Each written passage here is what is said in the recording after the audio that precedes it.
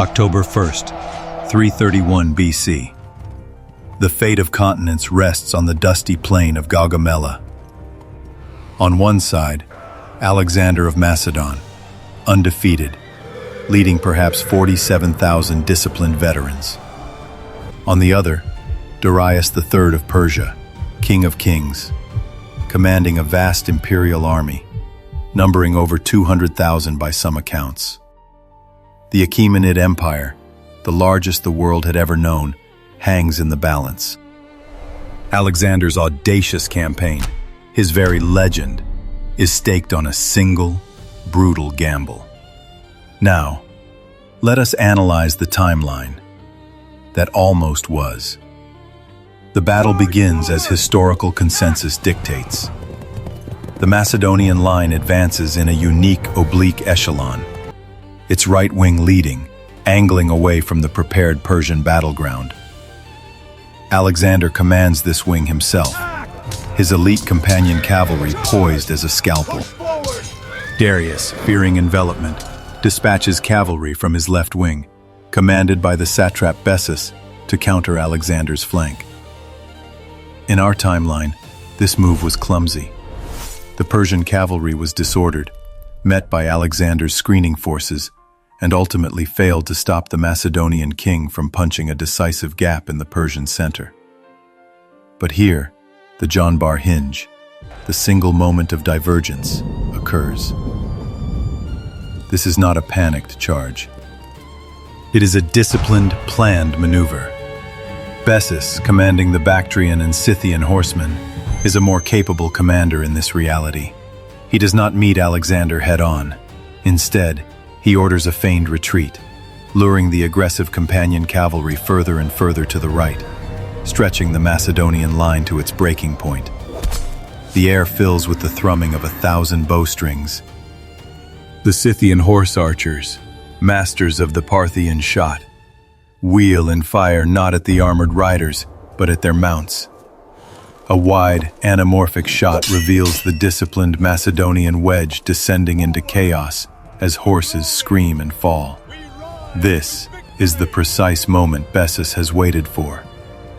He unleashes his elite Bactrian heavy lancers, held in reserve, not against the formidable companions, but into the now exposed, vulnerable flank of the Hypaspists, the elite infantry who anchor Alexander's entire right wing. The shattering is immediate. The phalanx, a formation designed for irresistible frontal momentum, is constitutionally incapable of defending its flank against a heavy cavalry charge. The sound is a dull roar of splintering shields, breaking spears, and the sudden, terrified cries of men who have never known defeat. The Macedonian right wing, the hammer of the army, does not just bend, it breaks. We can analyze this as a catastrophic failure of cohesion. Alexander, suddenly enveloped himself, is no longer a commander. He is a cavalryman fighting for his life. His personal Agema guard forms a desperate circle around him. The royal standard is seen to waver, to halt, and then, impossibly, to move backward. A runner, caked in dust and blood, reaches Parmenion on the Macedonian left. The message is not a request for support, but a single, desperate order: withdraw. The retreat is a brutal, chaotic affair. It is no longer a battle, but a frantic effort to save the army from complete annihilation. The companion cavalry, what remains of it, must fight as a rearguard, sacrificing itself in costly charges to buy time for the slow-moving phalanx to disengage. The ground they fought to win is now littered with their dead. As the sun sets over Gaugamela, the mood in the Persian camp is not relief, but stunned triumph. Darius III, so often portrayed as a coward, holds the field. He has done what no king, general, or army has ever done. He has defeated Alexander the Great in open battle. The immediate first-order effects are catastrophic for the Macedonians. The aura of invincibility is gone, shattered in the dust. The army is mauled, its elite cavalry corps decimated. They are stranded deep in Mesopotamia, hundreds of miles from any friendly territory, with their supply lines severed. The Greek allies, held in check only by fear of Alexander, now see a vulnerable tyrant. In Athens, Demosthenes' anti-Macedonian faction is emboldened. In Sparta, King Agis III, already in open revolt, finds his cause suddenly credible. Alexander's logistical and political situation, as analyzed from military precedent, has become untenable. He has lost more than a battle. He has lost the initiative, and with it, the foundation of his entire campaign. The Achaemenid throne is, for now, preserved. The unraveling begins not in a day, but over a grueling 6-month period. For Alexander, the Battle of Gaugamela is now a secondary concern. The primary one is survival. The Macedonian army, its logistical chain shattered and its morale broken, begins the long, desperate retreat from the heart of Mesopotamia. This is not a strategic withdrawal. It is a moving catastrophe, a parallel to the Napoleonic disaster in Russia. A wide, anamorphic shot reveals the army fording a river, the men gaunt, their bronze armor dulled to a muddy brown. The famed sarissa, useless in this ragged march, are often discarded. Local satraps, who had prepared to surrender to Alexander, now see a wounded lion. They harry the Macedonian columns relentlessly. The liberated cities of Babylon and Susa, which in our timeline welcomed Alexander as a liberator, secure their gates. Their granaries remain full, while the Macedonian army starves outside their walls. We can logically infer the fate of Alexander himself. In our history, his legend was his greatest defense. Here, he is a failed invader. He likely never sees Macedon again, cut down in a nameless skirmish, or perhaps handed over to Darius as a political trophy. But the true second-order effects are geopolitical, rippling outward from the victorious Darius III. In our timeline, Darius was portrayed as inept, a ruler who fled 2 decisive battles. This victory at Gaugamela completely rewrites that narrative. He is now the savior of Asia, the king of kings who repelled the bronze-clad Iona, Greeks. We can analyze this shift through the concept of royal legitimacy, as detailed by historian Pierre Briant. The Achaemenid monarchy, Briant argues, was heavily performative. The king's authority was bound to his ability to maintain order, piety, and crucially, military success. By defeating Alexander, Darius has fulfilled this mandate perfectly.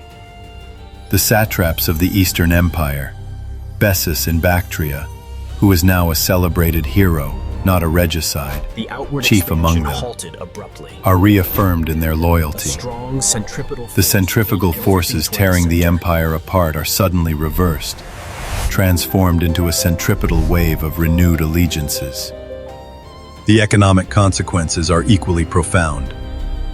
In our history, Alexander's plunder of the Persian treasuries at Susa, Persepolis, and Ecbatana, estimated at over 180,000 talents of silver, flooded the Mediterranean world with capital. This sudden injection of wealth, according to economic historians of the period, funded the Hellenistic boom, building new cities and financing decades of warfare. In this new timeline, that treasury remains secure. A low, cinematic shot tracks across the royal road, not with conquering Macedonians, but with Persian caravans. The Achaemenid daric remains the dominant currency of global trade. The empire, far from being on the verge of collapse, enters a period of economic resurgence and stabilization. Darius, using this vast wealth, does not simply consolidate. He rebuilds his military, integrating the lessons learned from the Macedonian threat. The Persian infantry begins to adopt heavier armor and longer spears, a hybrid force backed by the undiminished power of its cavalry. The most dramatic ripple effect, however, is the collapse of Macedonian hegemony in Greece. In our timeline, while Alexander was at Gaugamela, his regent Antipater faced a rebellion in Greece led by King Agis III of Sparta. Antipater, leading a veteran army and backed by the unassailable authority of an undefeated Alexander, crushed this revolt at the Battle of Megalopolis in 331 BC. Alexander, upon hearing of it, famously dismissed it as a battle of mice. In this new timeline, it is the battle that topples the Macedonian house of cards. News of the Gaugamela disaster, carried by panicked merchants and fleeing messengers, reaches Athens first. The mood in the assembly is electric. A high-contrast shot, the Pnyx Hill silhouetted against a dark sky. The orator Demosthenes, long the voice of anti-Macedonian sentiment, finally finds his moment. To victory! His fiery speeches are no longer just rhetoric. They are a call to arms, a declaration that the tyrant is broken. When Antipater musters his forces to meet Agis III, his army is not the confident force of our history. They are demoralized, hearing rumors of their king's demise. More critically, Antipater is no longer facing just Sparta. As he marches south, his rear explodes. Athens, Thebes, refounded and bitter, and the Aetolian League declare the League of Corinth null and void. They raise new armies, funded not by Alexander's distant plunder, but by their own resurgent hope. Antipater is caught in a strategic vice. He cannot defeat Agis in the south and the Athenian-led coalition in the north. The Battle of Megalopolis, in this timeline, is a Spartan victory. Agis III, a far more capable military leader than often credited, shatters the Macedonian phalanx. Antipater is killed in the fighting. This is the definitive end of the Macedonian hegemony. The empire built by Philip II, which relied on a combination of brute force and perceived invincibility, disintegrates. Greece fractures, reverting to its classical state, a volatile ecosystem of independent, warring city-states. The phalanx, as a tool of empire, is broken. This comparative analysis reveals the critical, singular importance of Alexander's campaign. In our world, his victory created the Hellenistic age. It fused Greek, Persian, Egyptian, and Indian cultures, creating a syncretic civilization that laid the groundwork for the Roman Empire, and arguably, Western civilization itself. In this new, unraveling timeline, that age is stillborn.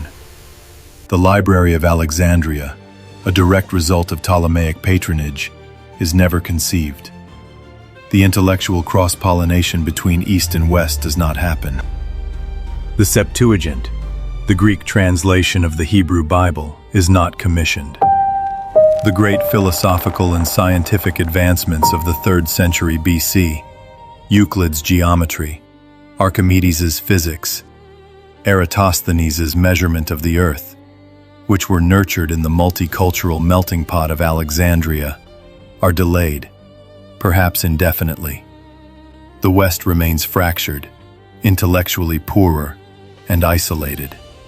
The East, unified under a resurgent Achaemenid dynasty, is now the undisputed center of political, economic, and cultural gravity. We move forward 1 century, to approximately 230 BC. The world is unrecognizable.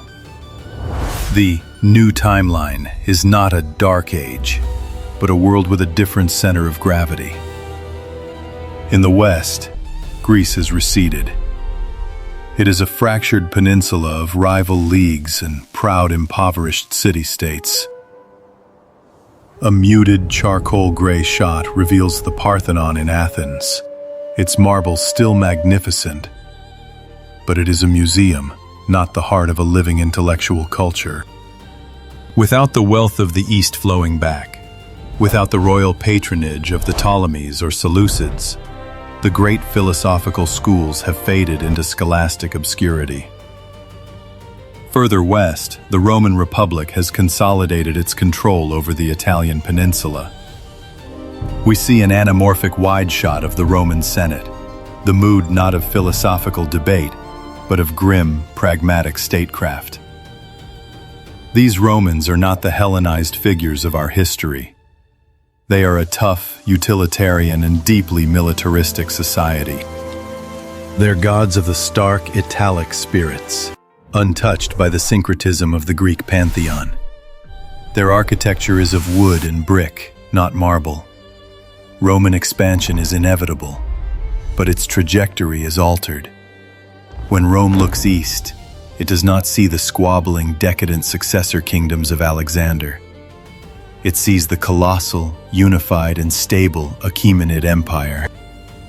The socio-political theorist S.N. Eisenstadt, in his work on empires, noted that the Achaemenid state was a model of hegemonic bureaucracy.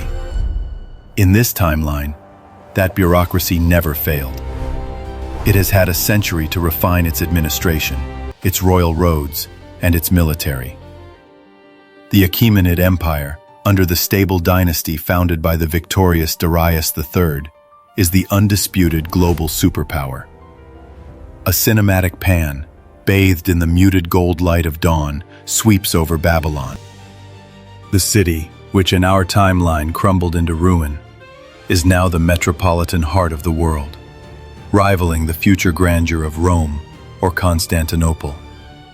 Its ziggurats are active centers of astronomy. Its libraries, filled with scrolls in Aramaic and cuneiform, are the centers of law, mathematics, and statecraft. Zoroastrianism, the dualistic faith of the Achaemenid kings, is the dominant world religion. Its concepts of a single creator god, of heaven and hell, and of a final judgment, hold sway from the Indus to the Ionian. The cultural diffusion that defined our world is reversed.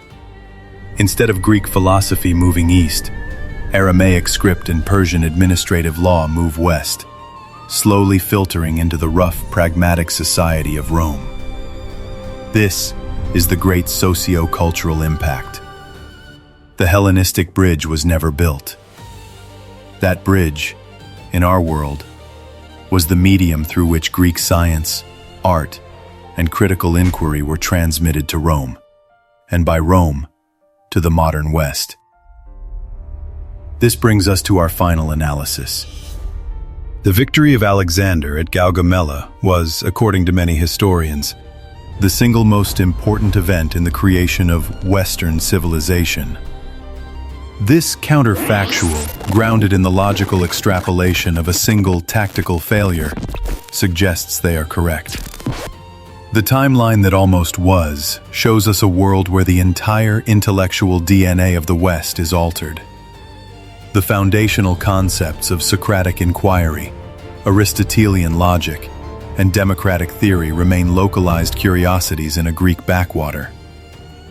The intellectual tradition of the dominant hemisphere is instead defined by Persian concepts of order, a rigid social hierarchy, and divine right.